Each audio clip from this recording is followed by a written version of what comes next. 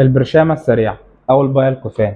كتير مننا بياخد مسكنات من غير ما يعرف عنها أي حاجة، وده ممكن يضر أكتر ما ينفع. في الفيديو ده هقول لكم كل حاجة عن البايلكوفان. المادة الفعالة بتاعته اسمها كيتوبروفين، وهو مسكن ومضاد للالتهاب. القرص بيتكون من جزئين، جزء سريع المفعول وجزء ممتد المفعول. الجزء السريع بيشتغل معاك فورا، أما الجزء الممتد بيشتغل معاك لحد 12 ساعة. بنستخدمه بشكل رئيسي في الآلام المتوسطة زي آلام المفاصل والظهر والسنان، وكمان ممكن نستخدمه في آلام الدورة الشهرية. ورغم إن هو مسكن قوي لكنه كمان مضاد للالتهاب قوي جدا، وده معناه إن ليه تأثير قوي جدا على المعدة. في دراسات بتقول إن هو ممكن يسبب قرح في المعدة ونزيف داخلي حتى لو اتاخد لفترة قصيرة، خصوصا لو كنت بتاخد أدوية معاه ليها علاقة بالمعدة. وكمان ممكن يرفع الضغط بشكل ملحوظ، وده خطر جدا للناس اللي عندها مشاكل في القلب، فلازم تراقب ضغطك طول ما انت بتاخده. الجرعة اللي مسموح بيها هي قرصين في اليوم، يعني كل 12 ساعة قرص. اللي ما ينفعوش ياخدوا البايلكوفان هم الحوامل، بالذات في الشهور الأخيرة، مرضى قرح المعدة، مرضى الكلى والكبد، الناس اللي عندهم مشاكل في القلب، والناس كمان اللي عندها ضغط غير متحكم فيه. البايلكوفان ما ينفعش يتاخد مع بعض أدوية السيولة زي الميريفان،